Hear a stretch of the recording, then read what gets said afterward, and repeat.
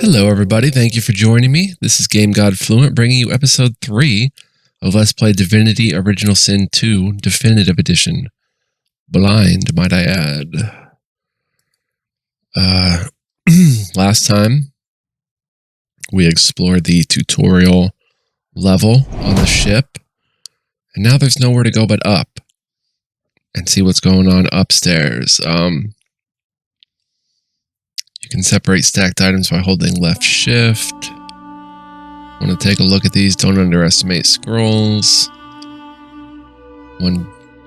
Attacking guards in a city is one of the fastest ways to end your journey. Trap disarming kits work on mines and gas pits too. If you run out of money, barter. Exchange items from your inventory to make up for the value of an item. If an action costs too many action points, skip your turn. Your action points will transfer to your next turn. SOOOO surfaces not only poison whoever steps in them, but are also highly flammable. Scroll can turn the tide of battle. Most people you encounter will be interested in trading with you. Even a mere peasant might have something interesting to sell. That's pretty interesting. It's kind of their old system from Divine Divinity.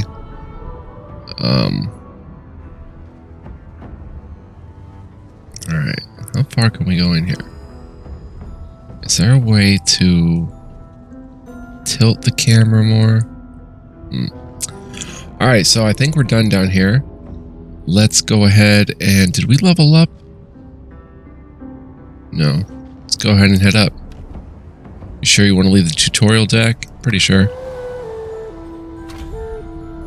2 new journal updates are available. Game saved. No indications of a struggle.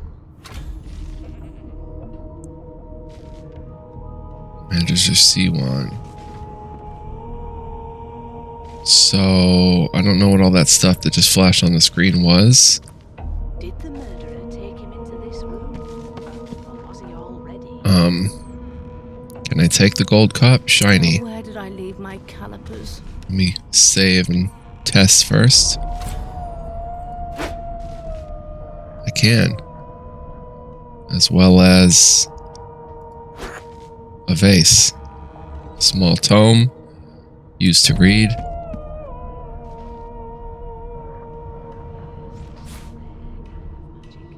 I'll need to write to headquarters. That thing. That thing. Wow, there's a lot of interactables. Oh my gosh. Row of books. Grotesque jar. Sure. Nothing in the medical cabinet. 2 empty potion bottles. Pot still. Huh, we could brew here. Okay, I don't know how to do that yet. Bucket is a helmet. 3 empty potion bottles. Lid and cooking pot. We'll take the cooking pot and the mortar and pestle. This tome is. This invaluable tool. Such a dear lending it to me. This invaluable tool for the adept crafter is carved of darkly marbled stone, weathered by years of use and flecked with shards of stardust. Gimme. Do we want laboratory stuff? Oh, we could just sell that later. What is this? Some box? Some items don't tell me what they are when I hover over them. Let's go check this barrel. She's looking at a book that she seems to be really into. No lesions, no trauma. Why, you're looking a bit more chipper. Yes. Looks like that collar fits you snugly enough. Nice bit of work, even if I do say so myself. Raw lumpy giblets. This could have been anything that was once inside something or someone. Apple. Watermelon. Nothing like watermelon for a taste of summer and a mouthful of bees. 3 gold. So they're letting us loot this place. And that would pretty much be it. Empty. So let's come up here. Do I touch the ancient tome? No, it's red. So let's F5 and talk to Magister Swan. There you are. Not too tight, I hope.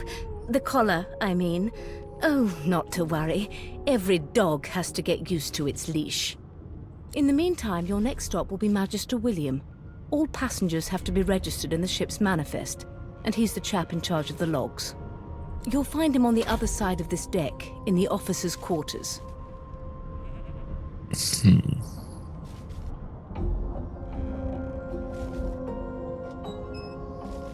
Mystic, say you had a long black dream about a ship sailing the river of the dead, but you're not dead, are you? No. You're alive, and you're having a conversation. You are on a ship, of course, but luckily for us both, we're merely sailing the plain old sea. Index fingers pressed to her lips, she pauses a moment to give you a scrutinizing gander. My word, you do seem a bit befuddled, don't you? Perhaps I was a bit too generous with that sedative. Oh, well, I'm sure you'll soon gather your wits. Most likely. Eventually. In the meantime, all you need to know is that we're en route to Fort Joy. A new life awaits, and if you're a particularly good boy, perhaps a cure as well. An end to sauce. For good. You pull the thing around your neck futilely, demand to know why she collared you. Why, for my peace of mind, of course. Why don't you try casting one of those sauce spells of yours? See what happens. She might be playing a trick. Don't do it. Oh, do go on. I won't hold it against you. Promise. Shake your head. You're not going to do it. My, aren't we a meek little lamb? Perhaps I needn't have collared you at all, though it does look darling on you. So let's just leave it on, shall we? Because to answer your question, what this collar does is this. It makes you unable to cast sauce. For your own peace of mind, of course. Yours and the whole world's. Lean in and whisper that the Magister below deck suffered a fatal encounter. She frowns and peers at you closely, resting the back of one hand on your forehead and taking your pulse with the other. Delusions such as these are rare, but not unheard of. I recommend a cup of mulled wine and another night's sleep. Just take it easy. Take your leave. Alright. Open your map. Important characters will mark destinations on your map. Okay. Magister William is in there. We have a whole bunch of areas to look in here. Pile of bones or something. Magister Marl? Good gods, there's been a murder here. Oh, blood. Magister Caddock? A young magister stands pale and silent. Her knuckles whiten around her weapon as you pass. Behind the magister, a bloodied mass lies in a heap. Gore and limbs lie at odd angles. You can't make out a face amid the mess. Peer into the room and ask what happened. There's been a murder. A sorcerer was killed by one of your own. Lucky you were busy getting your collar fitted at the time, or you'd be a suspect like the rest of them. Waters is investigating. She'll figure out who did it. Always does. Pause. Always does. Ask if this sort of thing happens often. You surprised? You're one of them. You know what sorcerers are capable of? Whoever did this found a way around their collar and killed a man. Small ones this time, thank the gods. We'll find out who did it, one way or another.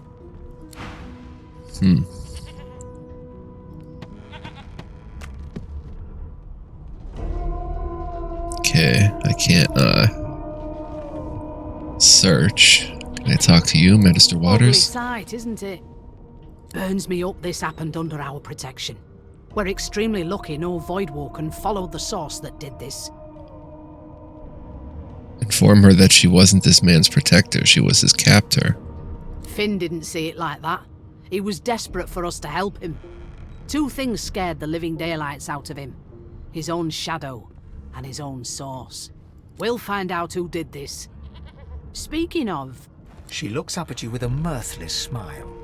I was on duty in your room when the murder happened. You were asleep the whole time. Didn't even stir. You're one of the only indisputably innocent people on the ship. Unless you can commit murder in your sleep, of course.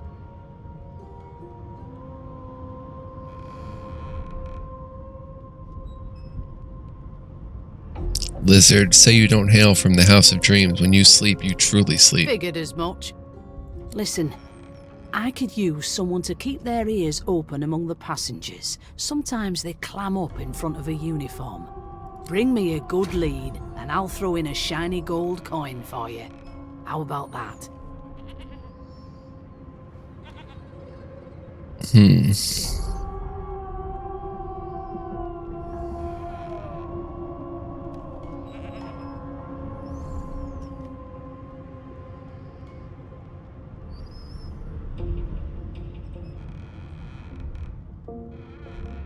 Say that you're no snitch. A lizard of principle. I get it. Wonder how you'll feel when whoever did this does it again. You let me know if you hear anything. Whoever did this is dangerous. What is this? Trade? Inventory. Can we trade? She does have something. Knockdown arrowhead, short stick, potato. What's a short stick? A very sturdy short stick, not as rotten as most of the other sticks around here, useless to the untrained eye. A mug of beer, a mug of wine, 10 gold. Okay, we really have... We'll look at this stuff a little bit later. Alright, can I investigate, please? No? Okay, that goes up. We have no use going in there just yet. Quick save and come through here. No trauma. Please, please, please. Be good, you scallywags.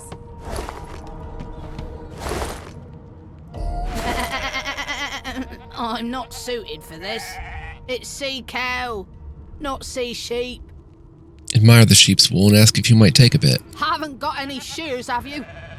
People these days. Take your leave.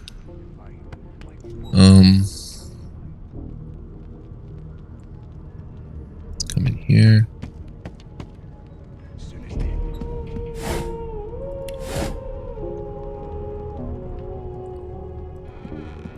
What's going on down here? Seville. It was one of them. I know it. Would you put a knuckle in it? I'm trying to concentrate. They don't care about us. We're like cattle to them. I'll An give you elf that knuckle. sits tucked away in a dark spot, lazily rolling dice onto the surface of a barrel. They sound like the dry cackling of an old witch. Snake eyes. She chuckles. I bet that's just what they'll look like. Wonder what she's doing. Rolling dice. Deciding fates. What are you trying to hear anyway? Frown. Whose fate is she deciding? Don't worry, honey. It isn't yours. She looks you up and down with the merest hint of a coy smile on her lips. Never say never, though. If she can decide fates with dice, ask if she can read the future in cow entrails as well. She eyes you quite seriously. Not the future, no. But I can read the past in flesh. One of the perks of being an elf, you see. I'm quite good at it, too. I could lick your arm and tell you how you spent the night before last. Shall I? You don't see why not? Extend your arm. She gives your arm a vigorous stroke of the tongue, efficient like a cat grooming. You were in a cellar with other sorcerers. As everyone lay sleeping, you lay awake thinking of someone back home. A very special someone. You were reminiscing about the things you used to do together. Admit, wide-eyed. That's exactly right. Of course it is. The truth's right there, skin deep. But don't you worry, darling. Your secret's safe with me. I don't lick and tell. As soon as the Inquisitor gets here, we'll hang you right over the side of this ship with it.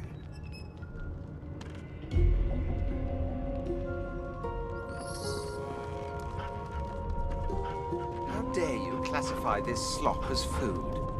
I've seen more appetizing things coming out of plague-stricken pigs. Huh, what's going on down here? There's nothing else I can make, Your Majesty.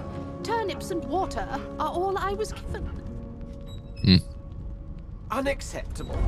I've never dined on anything less than a dozen-course dinner, and I don't intend to do away with the custom. Well, there has been a murder, Your Majesty. Maybe that has the Magister's more concerned than your appetite. Don't you get saucy with me when you clearly don't know the first thing about sauce. I'm busy watching for clues, sorcerer. Go take your sub-story somewhere else. Stained shirt. 16 gold, you'll give me that. It was one of them. Frying pan. Shell. Although this shell is small and unassuming, a haunting past digestive experience urges you to cook it thoroughly before eating. We'll take the stained shirt. If you keep carrying on. One of us wouldn't kill our own. They're picking us off one by one. Can we just skip to the part where I reassure you and you shut up? Laboratory stuff. Dusty and crusty lab equipment that has been used recently for what you'd rather not think about. Insufferable, surely. Is that, oh gods, on second thoughts, best not gaze too long into this particular abyss. I'll tell you if you can keep it quiet long Jug, enough useless. Box, old plate, fill her up.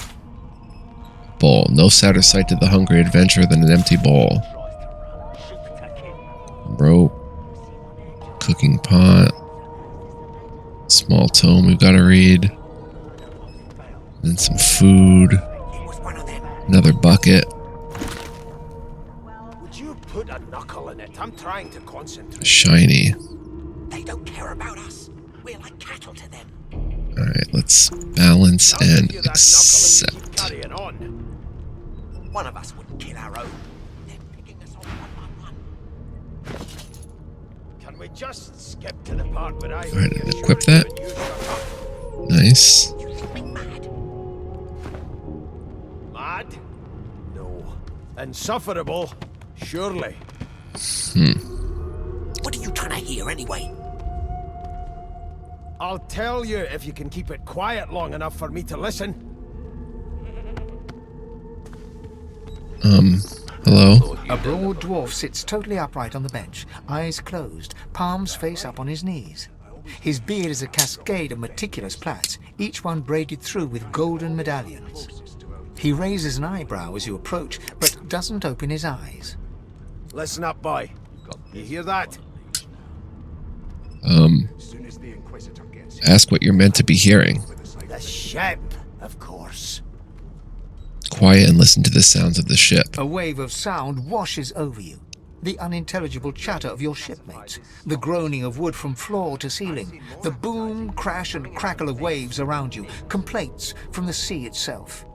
And? There's nothing else I can make, Your Majesty. Turnips and water are all I was given. Say the sea sounds angry, like it's trying to capsize the ship. The fellow cocks his ear, listening. That isn't anger. It's He cocks his ear to the other side, then smiles. anticipation. She senses something. I'd hold on to my breeches if I were you, mate. That's all you hear, though. Listen close. Close your eyes and try to let the ambient sounds on the ship fade away. There now, just like that. Squeak! Aha! His eyes snap open as his countenance breaks into an expression of joy. One great paw claps you on the back. The other catches you before you lose your footing. There. You heard it, didn't you? I knew it. I knew it. Aye, this is good news, boy. Good news. Nod, you heard it. What's it supposed to be? It's the wheel. The wheel. Don't you see, you beautiful idiot?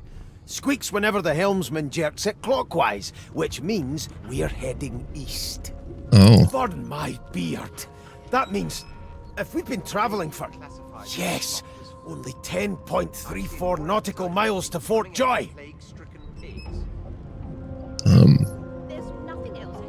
Ask why he's so excited about reaching. Note he must be a practiced sailor. Ask what the figure means to him. Captain, actually. And that figure tells me we're getting close to the Joy. close to what lies beyond it, too. The dwarf leans back from the table and strokes his beard, gold medallions jingling merrily. His eyes roll over to you. That'll be all. Thank you kindly, boy.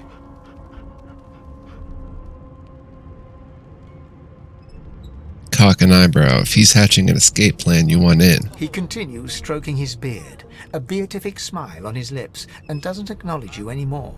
Huh. Okay. I can take the mugs of beer. The Magisters are out for blood. You saw the body, didn't you? Big bruiser like you ought to be able to take them on. Penny bun mushroom shell. Cup of tea. We're good.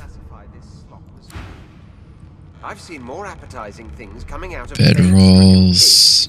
Buckets and bedrolls. Instead of Dungeons and Dragons, you've got buckets and bedrolls. Turnips and water are all I was given. Well, well. What have we here? A fresh face in this stale hell. Let's size you up, shall we? See if you'll do. The lizard looks you up and down, like a farmer would a fetching horse. All of a sudden, he grips you firmly by the chin, with the intent of inspecting your teeth. Humor him. Let's see where this leads. There's some discoloration, but I've seen worse. After all, one can't expect to find prime merchandise on a squalid little ship like this. Now then, to business. You will answer me 3 questions. The first one is this. Can you cook? No, I'd tell him you're quite the wizard in the kitchen, a true chef. Ah, music to my beleaguered stomach. On to the second question. Can you knit, weave? In short, tailor? Stick a thumb through one of the holes in your garb and say these provide cool in summer. Yes, I can tell from your vagabond chic, a bag is as good as a shirt kind of style. I shouldn't be getting my hopes up. On then to my final query. Have you the ability to administer the upkeep of one's personal appearance?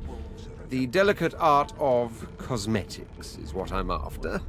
Say you most certainly have personal pride. You're no stranger to combs, powders, and perfumes. The very basics, then. I suppose that's a start.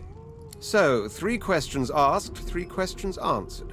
Let's evaluate, shall we? As per your own testimony, you can cook and groom, but you have the fashion sense of a monkey in a clown suit. Still, beggars can't be choosers. So without further ado, I offer you my sincerest congratulations. As of now, you are my slave. Stare at him blankly. He thinks you're his what now? Oh, but I see.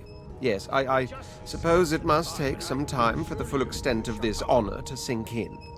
Anyway, you may leave me for a moment. We'll go over your duties once we reach Fort Joy. Now shoo! I hear anyway. I'll tell you. Forgive me, Kian. Were that I had more than gruel to serve, if I'd more than cornmeal and rotting roots, I'd concoct something more fitting.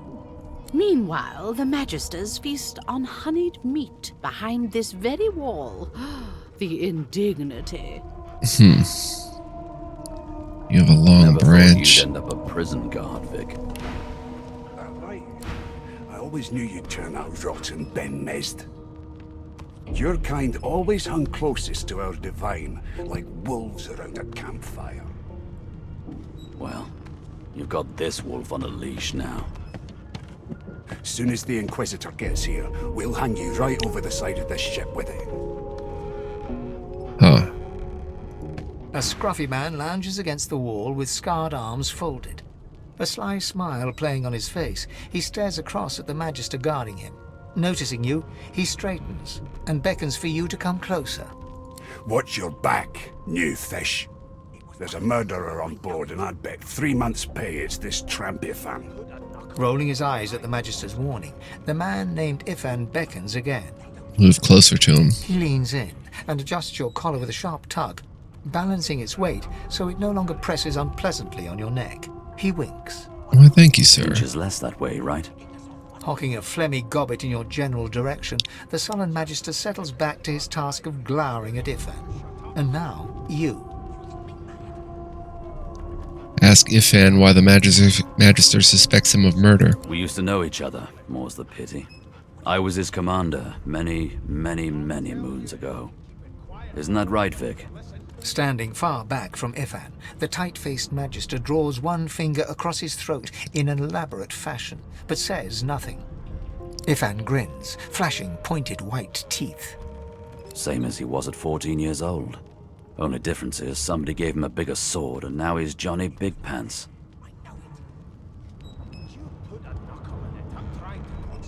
Ask Ifan what he did to find himself at the mercy of a subordinate. Long story. Maybe I'll tell you about it in the Joy.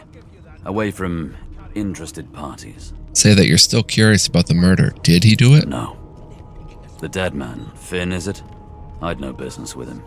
And I wouldn't put a man down without good reason. He glances over at Magister Victor, who's staring back at him with pointed intensity. Damn shame sheer annoyance isn't reason enough. Ask Ifan if he knows anything about where you're headed, Fort Joy. The Joy? I've heard a lot. Nothing good. No surprise there, since Bishop Alexander runs the show. Wonder if we'll get to meet the ringmaster himself.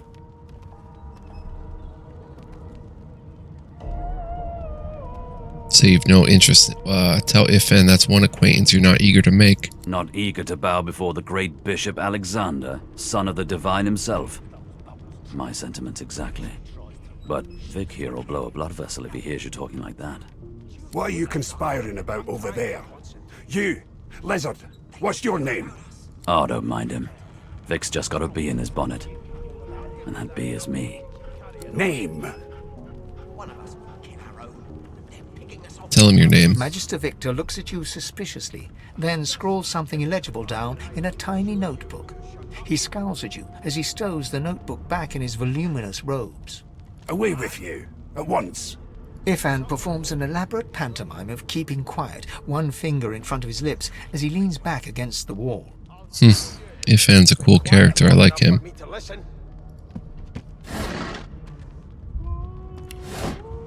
Okay. Were we done talking, like, with Beast? If you'll be pardoning me, I'll be much obliged. Oh, okay. Nothing else I can make, Your Majesty. Turnips and water are all I was... Source Hound. Can I talk to the Source Hound? I've never dined on anything less than a dozen. You! Sorcerer! Blood? No! Go! Your Majesty, maybe that has the Magister's more concern than your appetite. Ah, there you are. Husband. Would you please tell this very charming gaggle of not at all brat-like babes that I am by no accounts this Losa woman, nor do I sing, in fact. I'm deathly, deathly allergical. They don't care about us. We're like cattle to them. Play along and take her arm with a grin. Tell the children they must be mistaken. How very correct you are, spouse of mine. Madame Josephine Gribbles de Peeb refuses to be confused with anyone else. What? What's so funny? Her pinched face cracks into a great grin, and she shoos the children away from her with a laugh. Yeah, okay, you found me out. Go on and git, and maybe I'll sing you something when I'm good and ready. She turns to you, dark-eyed and dirty-haired, and smiles flatly. Gotta keep ourselves entertained, haven't we? Say that's true enough. Shake her hand. Los, you presume? You presume right. Ask if she knows anything about the murder that happened on board. Nope. Trying not to find anything out either. Ignorance is bliss. The utterer, the better. Tell her she ought to have a look around with you. You can watch each other's backs. Thanks, but I already belong to an elite and exclusive ship gang. We play ball every day after lunch. You're too soft for it. You take care, though. Take your leave. Her eyes cloud to an unnatural black. Greyish veins run down her face, and her mouth tightens into a cruel sneer. As quickly as they came, the clouds clear. She smiles as though no change came over her. Huh. Good luck, Chief. My mum is afraid of lizards. I'm not. I think you're neat. I'd be happy if I had a tail. You've got a herring. Do you know Losa? She's a really Losa. good singer. I'm better though. Listen. La la la la la. There has been a murder. You've got stained pants. Let's go ahead and grab them. 13 gold. Ooh. Take this threadbare gown.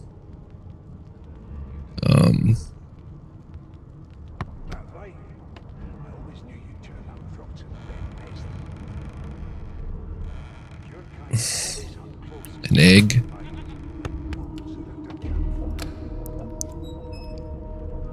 We have 4 minor healing potions.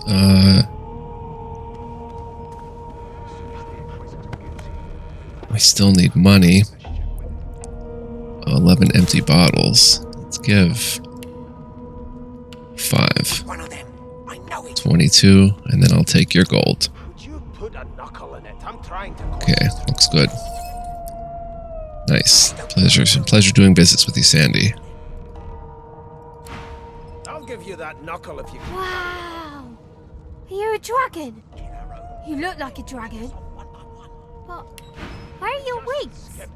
Fork, empty flask. That we can fill with something.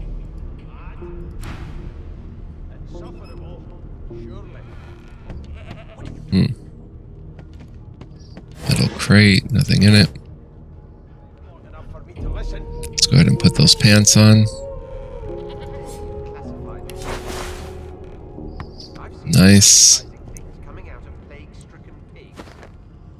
Alright, where else to explore out here? Bucket for a helmet. We could be picking this all up and selling it and stuff, but who's that? Tell him your name. Well, you aren't here on my list. Scrammy. We're trying to catch a killer here. Whisperwood. Elven elders claim that those who can understand the secrets whispered by this herb will be protected by the blessing of Tyr Sandelius himself. Pear. After the Great Pear Famine, this small fruit is considered a delicacy among elite circles. Okay. Not on your list. I always knew you'd turn out rotten, Ben Mezd. Your kind always hung closest to our divine, like wolves around a campfire. Oh, we have to see Fane. Magister William is in here. Interesting. Okay, let's see this guy, Fane. Right over the side of this ship with it. The elf is reading a volume of Cranley Hubert's famous encyclopedia. He looks up, his big round eyes scanning your body, absorbing every detail. He reaches out, flicks a finger against one of your scales, and rubs his chin. Fascinating. He sits back and returns to his book, flicking quickly from page to page, completely oblivious to your presence.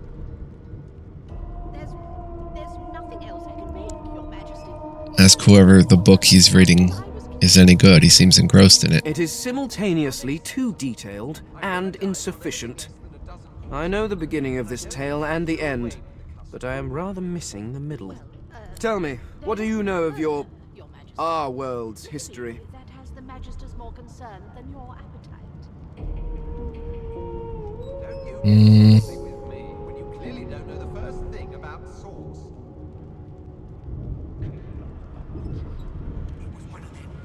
Explain that Rivellon's history is the battle between source and void, good and evil, light and darkness. Oh, please.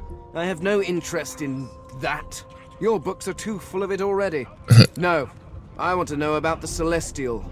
I want to know about your gods. This text tells me that they created all creatures, but nothing of what came before.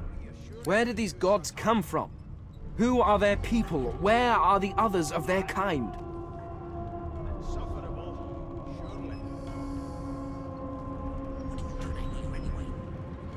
You two, mystic, you have often pondered the nature of the gods, but you don't have any sure answers. Of course you don't have any useful information. Why did I expect anything else? Now please, run along. I have a world to decipher. Insist. Why are you so curious about the gods? No amount of pestering will get the elf to take his eyes off his book or respond to your questions.